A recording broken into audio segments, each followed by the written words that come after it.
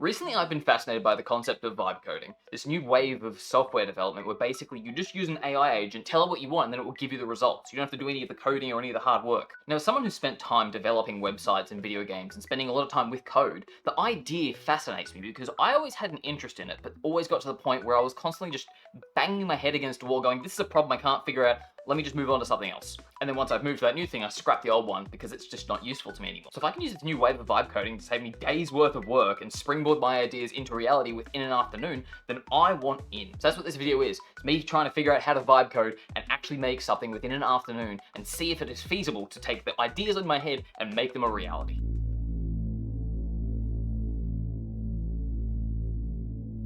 So if we start at the beginning and asking what even is vibe coding, we can get some interesting insights. At a basic level, vibe coding is using an AI agent to do the coding for you while you give it the structure and outline in which it is going to follow. This lifts the need of having to learn all these different coding languages and infrastructure that is needed, and just being able to go, here is my idea, help me make it. What previously may have taken days or weeks worth of bug coding and figuring out where the problems were and optimizing and whatnot, you can now go, hey, here's my idea, and then within an afternoon have something that's ready to launch. And this is an uncommon occurrence because there are now businesses out there that have made an app within a couple of days and gone, hey, here it is, and started earning tens of thousands of dollars per month because of that app. What previously would have taken a whole development team may only take one or two people now in order to properly develop this idea into a reality. Having all those capabilities as one individual person is such an enticing promise that immediately my warning signs went off. I started thinking, well, yes, but there has to be another side to this coin that's actually a downfall. Because previously I've experimented with a lot of different offers like this that seemed too good to be true, and because I went into it headstrong thinking everything was okay, it became a downfall and it ended up failing overall. It's all good and well to have an understanding of how to prompt AI agents to give you what you want, but at the end of the day, this is a different way of thinking. This is not just, hey, can you do X, Y, and Z for me? This is, hey, here's my plan, here's what I want to do going forward. And if that process isn't respected, you're going to end up being like a kid with a credit card. You have all of the power and can do whatever you want, but at the same time, you're causing such a problem for yourself without even realizing it until it's too late. So the question then becomes, what is it that I need to understand in order to properly go into vibe coding correctly? See, in this video, I'm trying to keep this as simple as possible so that everyone else can follow along this journey. So I want to make sure that you are actually equipped to know the right things before even thinking about any of the AI stuff. One of the most important realizations I had after learning how to code was the process of problem solving. Yes, I'd always had an interest in trying to solve problems, but when you're coding, it's a different beast. It is this concept of how something works, understanding it at a fundamental level, and then seeing how that links to everything else. Because if one thing goes wrong, there can be a chain reaction. And after looking into it, this has actually happened multiple times where people have made something thinking, oh, this is perfect, published it, and then realized far too late there was problems throughout. One of the more serious ones that's been happening recently is that people who are doing this don't have an understanding of security and how to actually make sure that the passwords and the different API login codes and whatnot are secretive and can't just be taken from the other end. See, because if you're making something that is going to be linked to a lot of accounts, those accounts are valuable. And there are going to be people who are out there trying to get those accounts and then monetize them for themselves. That's why we have things like two-factor authentication and whatnot. But the back-end side of these developments also have a lot of structures in place in order to make sure that even if they get through that first layer, there is still an underlying structure so that if one piece falls, not all of it falls with it. So we need to start thinking about the actual process of what we're trying to make and everything that's going to be required in order to go through that. Let me give you an example. Let's say I'm trying to make a food app. If I say that, what comes to mind? There are so many different options in which that could be. When I say food app, does that mean that I'm going to be getting recipes? Does it mean I'm going to be ordering food deliveries? Those are two different varied spectrums of where this could go. And if you're just going to an AI agent going, hey, make me a food app, what does that even mean? Having an understanding of what the development of this is going to be shaped like is a core element and should be the first thing you figure out. When you're developing the idea, what exactly are you looking for? It's all good and well to be like, I have a food app idea.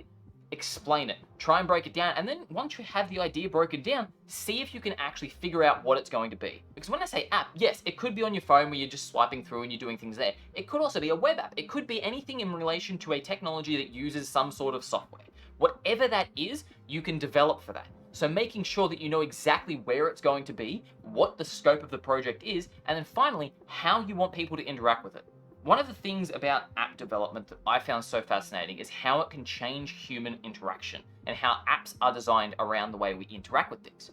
The swipe originally wasn't a concept. But because we got touch phones, we started getting this feeling of, oh, we can swipe around and get different actions. The concept of swiping right is one of the most fascinating ones to me, because when it originally found its huge success with Tinder, the concept of swiping right was a positive inclination. And nowadays, it becomes part of the cultural zeitgeist of what we just say, what we think, what we know.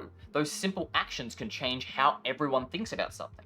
So when you're thinking about how to develop this app, how are people going to be interacting with it? If you think that swiping left is a positive thing, then you need to also realize that's not what everyone else thinks. So this is the whole concept of UX, the user experience, how someone is actively going to use the app. Because once you have an understanding of how they're going to use it, you can also start prompting about how you want them to use it. How you can create these different experiences that they're going to be going through that are specifically designed around them doing a certain task. See, and that simple process of figuring out how people are using your apps is a multi-billion, if not multi-trillion-dollar industry in which people are actively studying new ways to figure out how to do this. So instead of trying to front load everything on you in this part of the video, I'm literally just going to start going through and creating an app. I'm going to see within this afternoon if I can make something that I will actively use in my day-to-day, and the thought processes I'm going to be going through in order to develop it out. Like usual, let's get out the notepad, get to work.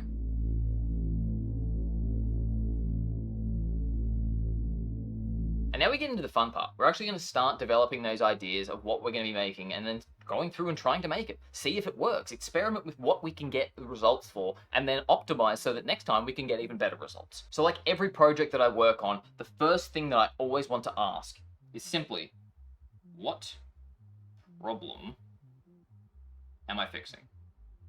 See, because if you have a problem, you know what you are trying to do. You know the end result is going to be the solution of that problem. And you can start to figure out the different ways to get there. So right now, the thing in my life that I'm trying to get more hold of, as you've watched the last video, is that I am trying to be better with my time. I am actively trying to track the time I'm spending every day working on the things that I know are important to me. So then the problem itself is time tracking. Now there's lots of different time tracking apps out there. I already have one that I'm kind of integrated with my day-to-day life, but I want something specific. I want something that is even more niche that I can't find out there. And that's a good other example as to why I go through this process. It's all good and well to have a broad task like this, but if you can niche that down into something else, then you're more likely to be able to figure out what that exact need is. The thing is, when we're doing experiments like this, we don't want huge projects. We want something that is achievable and simple, because then we can figure out the process of solving that. And then once we have the knowledge of that, we can move on, create the next big thing, and then the bigger thing, until eventually we have something that is absolutely astounding that we would not have been able to do if we didn't first take these first steps. So again, I have time tracking as a rough overscope. But what about if I just have a simple timer that tracks the time I spend on the valuable aspects, nothing else? So tracker for work sessions. Because I could have it for other aspects of my life, but there are times where I don't want to have a timer. But this will help me when I'm sitting down, actively working on trying to figure out what I'm doing at that day. And then once I've figured that out, doing this so that I am focused purely on those tasks. So right away, my mind immediately goes to a Pomodoro timer. If you don't know what a Pomodoro timer is, basically it's a way of thinking in which you're doing 25 minutes worth of work, 5-minute break, 25 minutes worth of work, 5-minute break. The times themselves are adjustable and based on however you want to go about your perfect working time. But the main concept is work hard, have a small break to reset your brain, stretch, move around, get back into it, work hard, break, until eventually you have a larger break at the end of it. I don't mind the Pomodoro technique. It's okay. I found that it personally doesn't work for me. What I need is more of a gamified mentality. So if I can figure out a way to sort of integrate that sort of need of doing better than I was yesterday, then I can find a way to really propel this forward. Going back to my previous video, I have a thing that I do when developing these sorts of systems is that I try and figure out the NPC. So novelty, purpose, challenge. See, if I can figure out these 3 different tiers, then I can really start to create something that I know I'm going to engage with. If it has the novelty, if it has some sort of curiosity or excitement that makes me want to go, oh, what's happening with it today? What is that happening there? It will capture my attention. Then once I'm there, defining what the purpose of it is, giving me something to work towards. Because once I know exactly where I'm trying to go, I can start working harder towards it. And that's when I integrate the challenge. Because if I'm not challenged enough, or if I'm challenged too much, I'm not going to want to do it. I need to find that sweet spot where there's enough challenge every day that's making me want to push a little bit harder, making all of that progress along the way. So I'm starting to think, okay, is there some sort of endurance aspect I want to look at? Maybe there's some sort of like leaderboard where I am going to be working against myself. I have a leaderboard where it's, here is this task you were trying to do, here's the highest score you've gotten for that so far.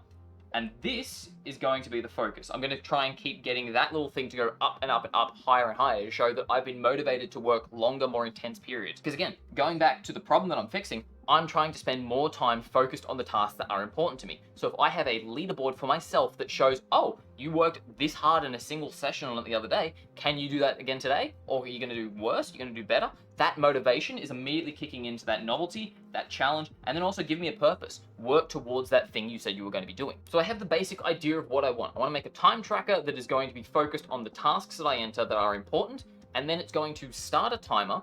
And eventually when I end it, it's going to compare it to everything else that would have been in relation to the leaderboard of that task and see if it's the high score. If it is, it gets there. If not, then I don't get to receive the reward. And that's another thing. I should probably think about some sort of reward after the fact. Is there something that I can use to motivate me after it? See, this is the fun part, the mind mapping of going, here are all of the possibilities. And now I need to scope it down. So let's jump over a new page. How am I going to use this? Is it going to be something that is on my phone that I have to look at every single day? Well, no, I don't think that's going to be the way to go about it. Is there another form in which I can use this? Because right now I'm sitting in front of my computer. This is usually where I work. I have a computer in front of me, and I usually have different browsers up with my Notion template, the Real Life RPG. If you don't know what that is, check the last video, kind of goes over it. But the idea that I always have these screens in front of me that I know that I'm relying on. There's some sort of app that I can embed in one of those pages, or even better yet, I can have in the browser itself. Is there an extension that I can create for the Chrome Web Store that I can install on my browser and then actively have it just there constantly, referring to my own browser as its save history? That way I don't need to worry about database, don't need to worry about the security of it, because it's all just internal saved to the cookies. Now, I've just said a word that many of you just probably went, what the hell is a cookie? Cookies are basically how different apps and websites save information to a local browser. That's how you stay logged into certain websites. That's how the ads that are shown to you are personalized. And the thing is, many people who haven't been in the web development space probably have no idea how they even operate. They just know, oh, accept cookies, cool, done.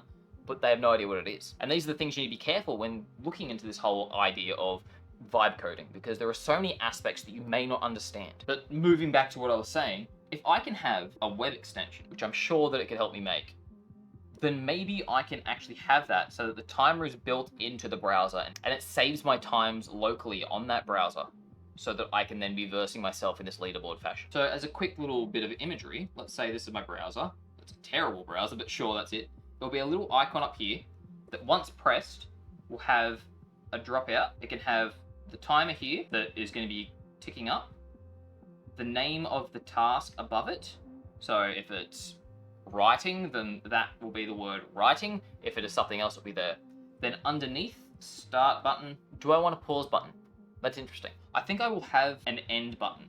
So that way the competition of just going, hey, start and stop, there's no breaks in between. You are only counting how much time you can dedicate in one sitting towards it. Now, that may be unhealthy for others. I personally thrive in that sort of environment. So if I have start and then stop, and then once it stops, I will need to extend this longer, have a little defining line there, and then have leaderboard or high score or whatever terminology I figure out that I want to use. Have then the task as number one. This is my number one task I've been doing, and that's how long I've been doing it for. And then 2, 3, basically however many tasks I enter. So that's going to be the basic interface, which also means I need to first define the step beforehand, so it needs to have a screen in which you are going to be entering the task. So it needs to be a separate screen. We'll just do it down here, where it's like, what are you working on? And then it has entry box. You enter in what it is, which then becomes the title just here, and then a start button. And I'm thinking now, what if you accidentally write a task that you don't really care for later on? That means these need to also have a get rid of button when it's not important, because you might also just accidentally leave it one day and it keeps going. Maybe I need to also have it so that there is an active check-in element that is going to be something to keep you accountable to actually be paying attention to it as well. I think I'll leave that out for now, purely because that will just add another element that might distract from the cause I'm trying to get, which, again, going back to this first thing, I am trying to work more on the things that are important to me if I'm constantly being distracted by a timer that's not going to work towards the goal. And again, this is why we start with the problem, so we can properly start thinking about how this is going to go throughout. From there, I think that that is going to be enough to at least start playing around with this. We'll deal with the way it looks and whatnot after the fact, but I think the next step is jumping into what I'm going to use, which is ChatGPT. There's a lot of different other versions of more intense vibe coders, but right now, I'm just going to use GPT to see if the very basic bones sort of one that everyone is using I do have the paid version, so I have AI agents, which is what I'm working with. If that is capable enough of creating these apps, or if I need to go to a more specific one. So let's jump over to that and see what we can do.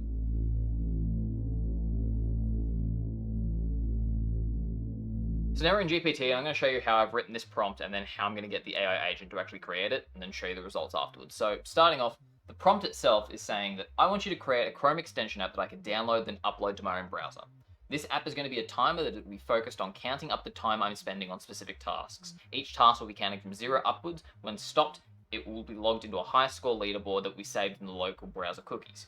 Each task can only hold one spot on the leaderboard, and in order to replace the current score, you need to spend more time on that individual task in order to surpass it. Upon opening the extension, you should be greeted with a text form in which you can enter the task name that you'll be working on. Once entered, you should be able to click a start button that will begin the timer. Additionally, if there's already been times logged in the high scores, you should have the ability to see and click on one of the previous tasks in order to challenge the high score so you can beat it. Once the timer starts, there should be an app that shows the ticking. Sorry, the app should be. See, this is why we check. Spelling mistake. Should only show the time ticking up and have 2 buttons below it. Pause, which stops the timer and becomes a resume button when paused, and finish, which ends the timer and logs the final time. I ended up deciding that I wanted that pause thing just in case something comes up and I can't actually track the time in that moment. If you're competing against a previous task, clicked at the start instead of entering a new task, then you should also be able to see the previous score when the timer is counting. Once you press finish, it should be shown the original screen with the new task entry box and the leaderboard.